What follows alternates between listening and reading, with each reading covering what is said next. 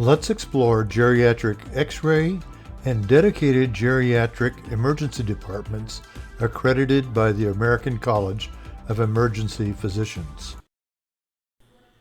Today, in 2023, there are more Americans now over the age of 65 years than under 18 years of age. This trend will increase, and in the future there will be even a larger geriatric population than we have today. With the demographics of an aging population and the change in healthcare, we need to look at restructuring healthcare. Life expectancy has increased 43% since 1900 to 1988, from 50 to 75 years. And when we look at the population, persons 65 or over are the fastest growing population in the United States. Today, in 2023, the life expectancy is about 80 years. Also, with the increase in life expectancy, we've seen an increase in population, a significant increase. This means more people and an older population. Today's healthcare providers face the challenge of changing how we provide healthcare in the future. Healthcare providers need to look at issues for an aging society and how they can provide services to this group. As the numbers of older Americans increases, their financial and medical needs become issues, and this impacts healthcare. More people will be drawing from Social Security, while there will be less people available to contribute to the system. Healthcare costs to the individual will rise as Medicare coverage becomes less adequate. Housing and living arrangements will be a problem for low-income elderly. In addition, a shortage of donor organs will present difficult ethical questions. All of these factors are changing how we provide health care, and we should plan today to meet the challenge. We'll begin by looking at the role of the X Ray radiographer or radiologic technologist today and see how they interact and provide services for the elderly patients currently. Once the radiographer gets the order for the examination, the first thing they have to figure out are the parameters of the examination they're about to do, beginning with who is the patient. Now we know who, we need to know what the patient's shape is. How are they going to present to us? Will they be on a gurney, a wheelchair, or a walkie-talkie? Then we need to look and ascertain what are we looking for, what are we diagnosing, and how will we be able to do that. Finally, we need to look and see if there are any special factors such as disability or dementia, and what resources are available for us to perform the examination. This is even before the patient arrives. The technologist plays a pivotal role in improving diagnostic accuracy by providing quality diagnostic images. This requires the radiographer to be aware of the various positions and alternative positions that they can use to capture the area of interest and the techniques required to isolate and provide a clearer view of the body part being examined. There used to be a saying, one view is no view. In addition to better viewing an anatomic part, different projections are often required to help demonstrate the anatomy or an abnormality or localize a foreign body. There are always certain things to consider when choosing the most appropriate radiographic position for each patient. Even though you may have imaged the patient previously, you'll find that time and pathology may make a difference in their body habitus. The body changes over a period of time, and it also changes how we're able to acquire the image and what techniques and positioning will best demonstrate the pathology. Radiographic positions will always be important to know, especially when there is a difference in the body habitus. If we have a patient that has fluid in their lungs and we have them AP supine, the fluid will spread through the entire area. As we put the patient into an erect position, all of a sudden we can see the air fluid levels. In addition, we need to have a good idea about the geometry and physics of how we capture the image. SID, OID, and patient body habitus make a big difference when we're trying to demonstrate pathology. In looking at pathology, we've learned that one view is no view. We need at least two 90-degree views or orthogonal views to do localization. In many cases, we'll need more than one view, obviously, and more than two views. We'll need many views to show the pathology as it exists. What's your role as a radiographer in this process? Well, production of quality diagnostic images requires professional decision-making to compensate for the physiological changes while rendering quality patient care to the patient. The radiographer must adapt procedures to accommodate any disability or disease the geriatric patient has, and this is critical in getting the exam. As a student, you always enjoyed showing the intercondyloidal fossa, and what you'd have to do is get up on all fours, kind of lean forward, and have the CR go through the intercondyloidal fossa. But we don't want some 80-year-old woman up on all fours and leaning forward when she's old and frail. Obviously, there happens to be alternative positioning to get the same view. So we need to understand the anatomy and physiology and positioning and understand the aging process and how that changes what we technically need to do to capture the image of the pathology. If you don't know what you're looking at, how are you going to produce a quality image? This means you need to understand the aging process and what happens to the tissues over a period of time. The radiographer must be able to differentiate between age-related changes and disease processes. With this in mind, we can change our technical factors and adjust to accommodate the disease and the normal age-related changes. The radiographer must know whether the disease change is additive or destructive. In other words, is it adding density or taking away density, and how do we best demonstrate it? Several problems arise because of the fact that the skeleton becomes brittle due to loss of bone substance. In the thoracic spine, you may end up showing a dowager's hump or a bow in the thoracic spine, which will cause positioning problems for the vertebral column. Also, we know that something like osteoporosis and degenerative osteoarthritis change our technique factors. And speaking of technique factors, one of the interesting technique factors that you really have to look at is your timing of exposure, because older people cannot stay still or they wobble somewhat, either voluntarily or involuntarily. So by reducing the exposure times, we can get that blur out of the image. Remember that blur is motion and can also be caused by the patient's breathing. So you have to give careful breathing instructions and communicate them to the patient and possibly practice them before making the exposure.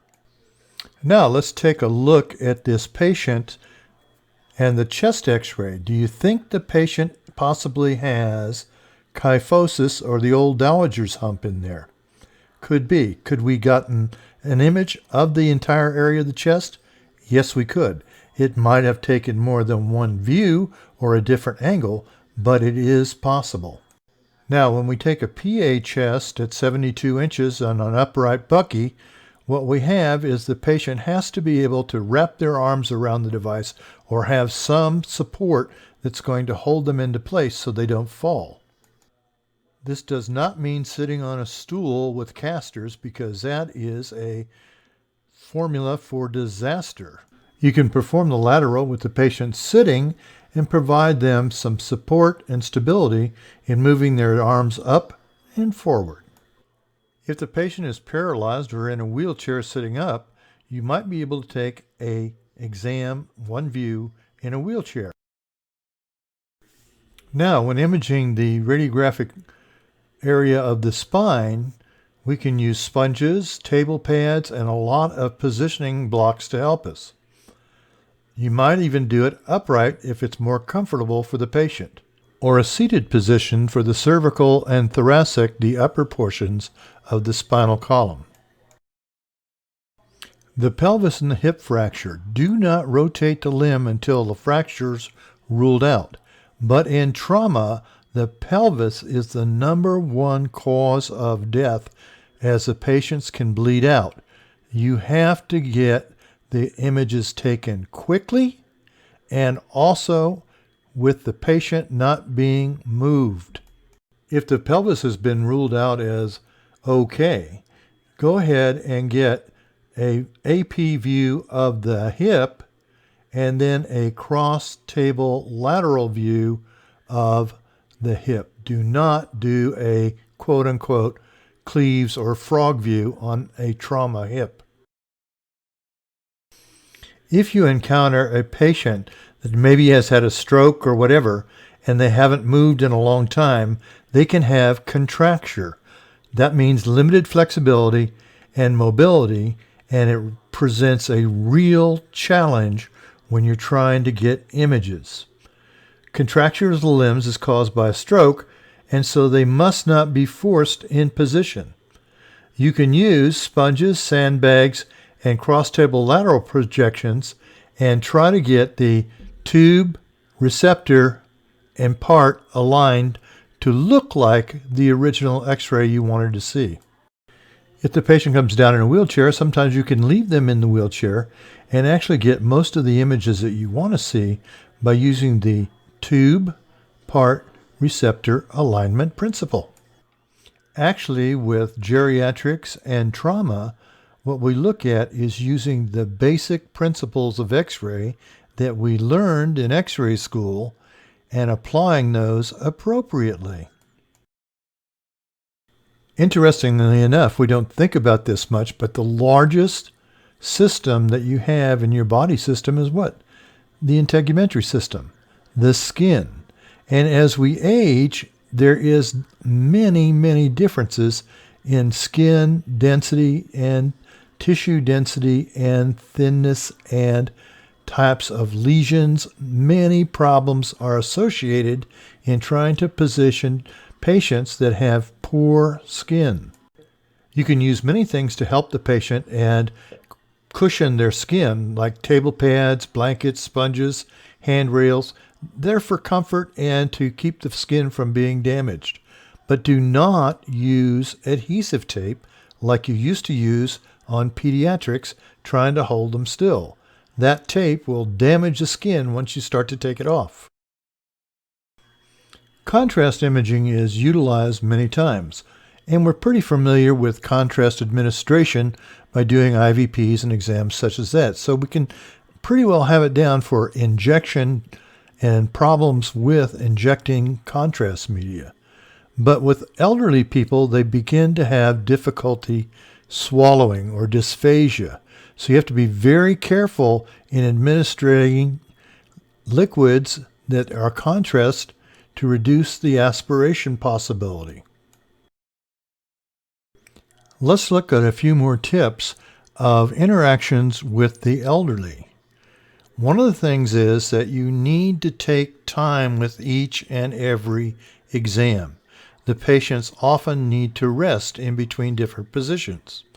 Also, you need to educate the patient and the family prior to doing the exam.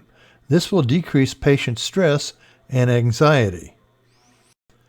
When speaking with an elderly person that has hearing problems, you need to speak lower and closer and reduce background noise. When communicating with the patient, be warm, empathetic, and positive in your attitude, and treat the patient with respect and dignity. Do not greet them with honey or babe or sugar. You need to treat them with respect and address them as sir or ma'am or by their name. Let's take a closer look at how to positively communicate with the geriatric population. Always make eye contact before speaking, and always identify yourself. Position yourself at the patient's eye level so they can see and hear you better. Locate hearing aid eyeglasses and dentures. Turn on lights, turn off TV to minimize distractions. Use surname, Mr. and Mrs. or Ms. until permission given to address patient otherwise. And be patient and gentle, given time for the patient to respond to your questions. There are a lot of stresses on seniors, and a lot of them have a number of fears to deal with about growing older. First of all is the fact that the patient is embarrassed by the burden they become to family and friends when they can no longer perform the different tasks that they used to do in their youth. The patient also fears financial burden of hospitalization upon themselves and their families. As you grow older, you'll find that usually multiple disease processes are affecting your health, and you'll have difficulty in communicating pain and fears to others. In contrast to younger people, handling of elderly patients is different and usually takes more time. In most cases, elderly patients must be transferred to the radiology department and may need supervision while they are waiting. Positioning requires more time, and often patients need assistance when getting an X-ray exam. With bedridden patients, more than one person is needed for proper positioning. For billing, the time that the staff takes or the additional staff needed to treat or take images of an elderly person cost more money, but in most cases you will not be reimbursed for that. Here are some points for radiographers to take in and consider prior to doing the examination for an elderly patient. Clear and simple instructions must be given to the patient. The patient should be given sufficient time to undress and put a gown on and get assistance if needed. The patient should always be told what to expect. The radiographer needs to respect the patient's modesty. Elderly people tend to become cold easier than younger people. Make sure you give them a blanket or keep them warm and comfortable. Avoid hurting them because of the peripheral blood vessels they have are very fragile. Some seniors have communication problems because they have a loss of teeth or atrophy of the mandible. Also, many seniors have mobility problems, which makes their movement slow and labored. As we get older, we find that degenerative changes cause us to become very slow and maybe have painful movement. We may have trouble with our sight and hearing, and so we're also easier to startle because we're not as sensitive in our responses. So don't push the wheelchair suddenly with the patient in it without first showing yourself. You may startle them. There are so many considerations when doing an X-ray exam on an elderly person. They may have a loss of agility or an inability to stand stably.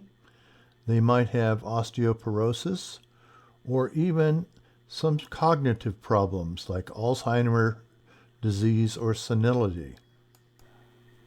We're looking at trauma imaging of the elderly, and we know that over 60% of hospital admissions for patients over 65 come through the emergency department. Medical centers around the country are taking note and setting up separate emergency departments or instituting separate policies for emergency geriatrics patient. They are finding that it's worth the investment, and they are saving money and also improving care. To give you an idea of the medical center that I taught in for a number of years and the size of the medical centers, one simple one is Houston's Texas Medical Center.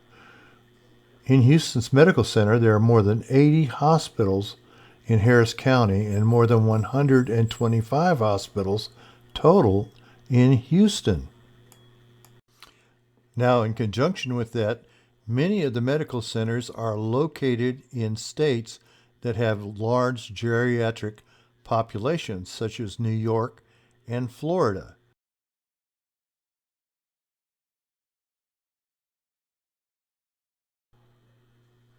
Older adults tend to show up in the emergency room more often because of exacerbating events related to underlying conditions, such as a frailty-related fall or shortness of breath due to congestive heart failure. We often think of old people as being sort of homogeneous. Everybody gets old, they lose their eyesight, they lose their hearing, they become more senile, they're not as sharp, and nothing could be farther from the truth. There are some 80-year-olds that are as sharp as 20-year-olds. But as people age, they become more dissimilar than in similar terms of individual physiology. For example, a group of 30-year-olds has similar cardiovascular endurance, lung capacity, and cognitive ability, while a group of 80-year-olds may differ much more in basic physiology. With this heterogeneity in function, you must know what's normal and what is not normal and be able to recognize the disease process. The successful imaging of elderly patients depends upon the radiographer's competence and knowledge of this specialty population. For example, the risk of death per year for elderly doubles approximately every 8 years. Aging is a pattern of life changes that occurs as one grows older. Gerontology is the study of individual and collective aging processes, whether they're biological age, psychological age, social age, legal age, or functional age. Take a quick look at all the differences in the head, the brain, the face, skin, the heart, reproductive systems, bones, joints, urinary systems, lungs, ears, eyesight, and even our hair. Things change when we get older.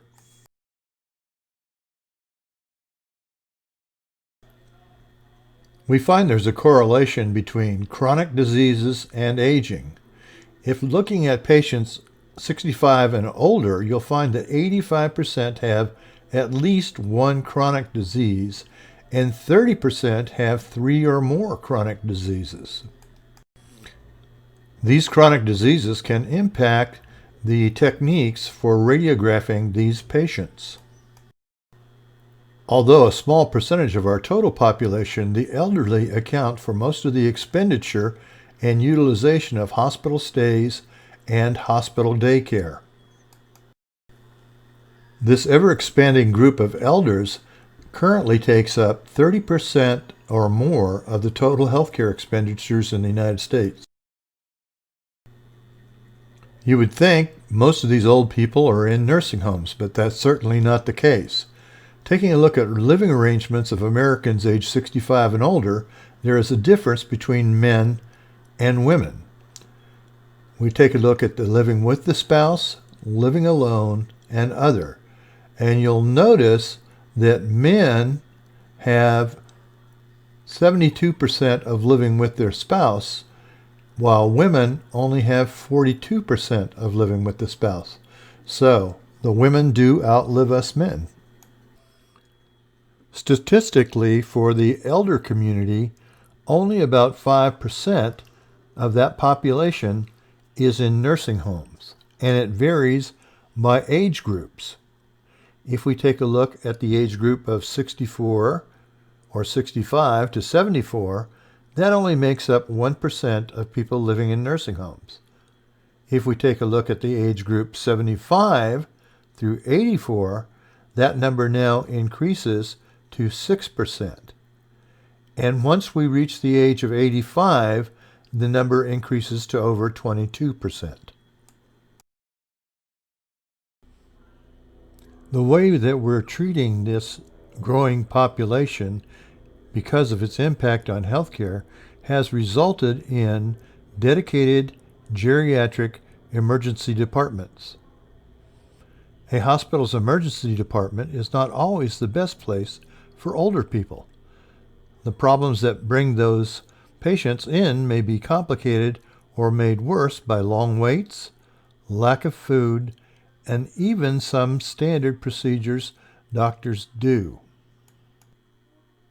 A geriatric emergency department is similar to taking a look at a hospital as far as hospitals have level 1, level 2, level 3, etc. The same thing happens with a dedicated emergency service for the elderly. Have you ever experienced getting a request for like a 95 to 100-year-old patient for a barium enema? Why? And the same thing happens with lots of tests that are ordered routinely. They need to have a second look by the ordering physician. It's never a good idea to provide possibly unnecessary care to anyone, but it could be catastrophic for seniors. They may not be able to tolerate interventions that younger people could take in stride.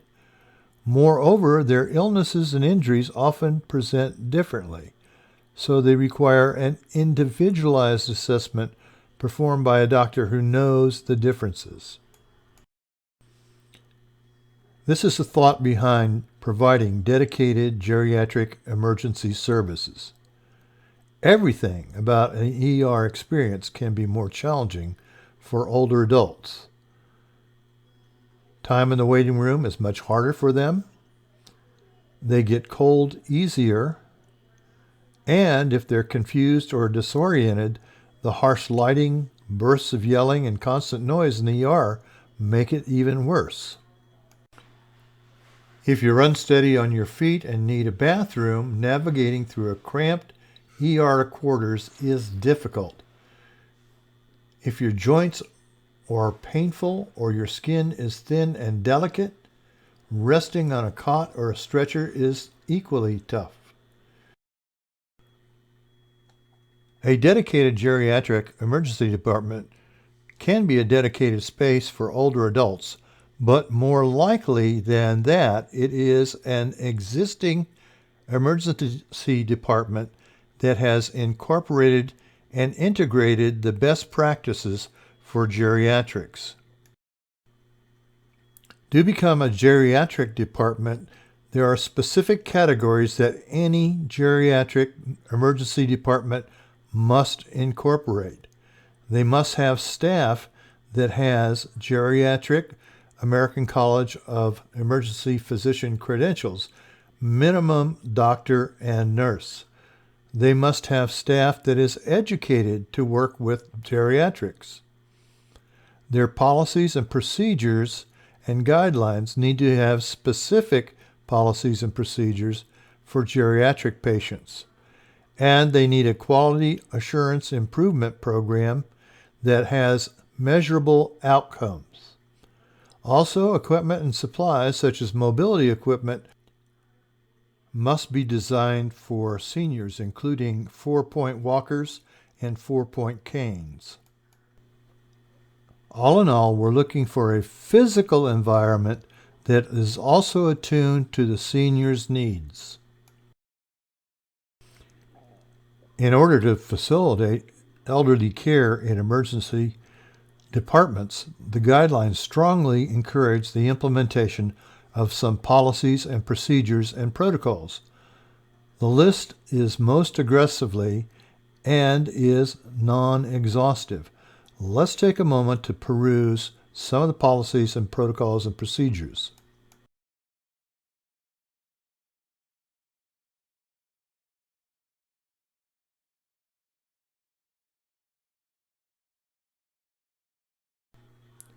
Hopefully you've had enough time to look at all the policies and procedures, but if not, you can either stop the video or go back and rewind and take a look at the policies and procedures suggestions. Let's take a look at this historical timeline of geriatric emergency medicine, which starts in the late 60s and goes through 2017. In 2014, the American College of Emergency Physicians, the American Geriatric Society, and Emergency Nurses Association and the Society for Academic Emergency Medicine created the Geriatric Emergency Department Guideline. One of the first dedicated geriatric emergency departments was created at Mount Sinai on the 17th of February, 2012. The Mount Sinai Department of Emergency Medicine opened New York City's first geriatric emergency department, or GED. By the end of 2023, there will be more than 280 accredited geriatric emergency departments in 41 states and 4 countries, and the goal is to have 500 or more. This goal is based upon the changes in healthcare and knowing that emergency rooms can be confusing and disorienting for older adults. That is why geriatrics ERs offer specialized care with expert teams to better serve the specific needs of seniors. So let's discuss the ergonomics or the design of an emergency room for elderly patients. Here we look at a wish list. A wish list is something you wish you had, but you're probably not going to get everything. But there's suggested design ergonomics for an emergency room that caters to senior adults. The top row shows the design physically of the nursing station, the relationships to the toilets, signage, lighting, and color contrasting walls. This makes it easier for seniors to see and navigate the department. The remainder is ergonomics for handrails, non-stick flooring, etc. The last portion deals with waiting areas for patients and the family lounge and providing mobility devices for the seniors in the area. The Veterans Department had established a goal of having 70 geriatric emergency departments by December 2022 in partnership with the American College of Emergency Physicians. The first of these goals, or compartments, is the screening process. In the screening process, we incorporate a variety of screening tools which can quickly uncover physical or mental health risks that are more common in older adults. And when ER clinicians screen older patients to determine their frailty, risk of falls, delirium, or check prescriptions against criteria for potentially inappropriate medication use in older adults, it's a chance to safeguard their health in the moment and later at home. The second is staff education. Primarily, we need nurses and doctors to receive additional education in geriatrics above and beyond what they learn caring for older patients during their emergency medical training. This might include physiology and how to deal with the multiple drugs that the patients are taking on a daily basis. The third component is community connections from the emergency room to local agencies such as Meals on Wheels, physical therapy providers, and home health agencies to augment the work at the dedicated emergency room for geriatrics. And the fourth component has to do with the physical structure and how it is designed around seniors, which we went through earlier about it being a quieter area, appropriate waiting area, lighting, etc. It would be great if we always had enough personnel, but we never do. So we need the help of volunteers. We need volunteers to be able to provide an extra human touch to patients when they're feeling most isolated and vulnerable.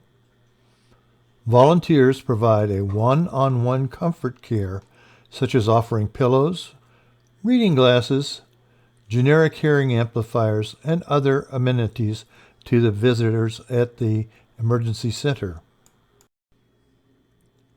Older people most often come to the ER for not an emergency but for a chronic condition, and they may not always be looking for a cure. They may be simply seeking palliative care or looking for short-term improvement. As we noted earlier on the trauma statistics, falls are one of the leading killers of elderly people. So when they're at the center, what we need to do is also provide education. When they are injured in falls, older people may benefit from learning fall prevention strategies. Doctors at geriatric-centered ER work more closely with family and caregivers than they would in a classic emergency department setting. They talk more with the patients about their lives, their goals, their plans, and the rest of those lives. Not only does this promote a more effective plan of care, but it also helps ensure the person leaves the ER with a workable home care plan. Geriatric emergency departments incorporate specially trained staff who assess older patients in a more comprehensive way and may take steps to make the experience more comfortable and less intimidating for the patient. Very frail patients sometimes cannot get a standard chest projection, and we must take an AP supine radiograph with its well-known limitations of different OID and SID, so we get heart magnifications, fluid spreading throughout the entire area. It is not optimal chest X-ray. The chest X-ray gives us a tremendous amount of information and is a primary workup tool for the physician. If we do a supine chest X-ray or a semi-erect chest X-ray, we may not get all the information that the physician needs. Many times they must have another modality, like a CT scan, to evaluate the chest properly for that patient. Ethical considerations are important in the care of the elderly. The treating physician always needs to consider if a potential diagnosis obtained by imaging may alter that patient's treatment. Otherwise, the test should not be done. If there's not going to make a difference if you have the X-ray, why do it? Even in the cases where an exact diagnosis, for example, staging in a malignant disease, may help to plan further optimal treatment, it has to be accepted that the patients may refuse imaging and insist on palliation only towards the end of their life. In particular, elderly patients should not be made to feel obliged to agree with further diagnostic tests if they don't want them. As a healthcare professional, a radiographer will have challenges in dealing with the geriatric population. For one, the patient fatigues easily. They also may be wearing many layers of clothing to help keep them warm or to protect their modesty and privacy. Finally, they're not going to communicate and be as forthcoming as younger patients because they may fear being hospitalized and the illness will cost money that they don't have, or it may cause them to go to a nursing home or find alternate living arrangements with a loss of their independence.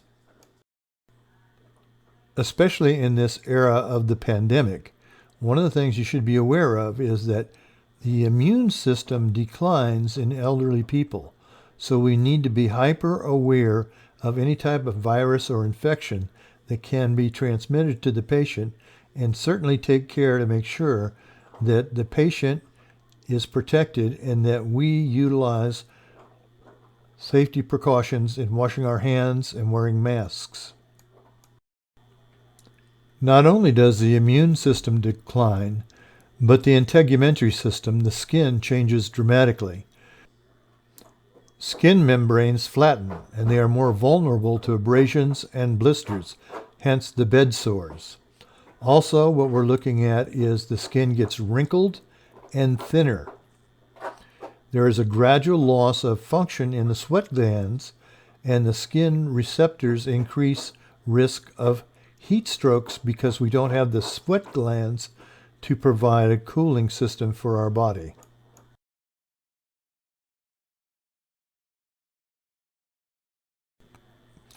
We earlier described falls, and we look at falls as a major cause of morbidity and mortality in the elderly, causing about 10,000 plus deaths per year. 1/3 of elderly fall at home each year, and 1 in 40 will be hospitalized. We look at the trauma-dedicated ER for geriatrics because trauma is the 7th leading cause of death in the elderly. 25% of all trauma admissions are elderly. We have a much higher death rate among the elderly who suffer trauma. 1/3 of traumatic deaths are for people between the ages of 65 and 74, and they are secondary to vehicular trauma. 25% of the deaths result from falls. And we know that 50% of persons over the age of 80 die from falls each year. Post-injury disability is more common in the elderly than the young.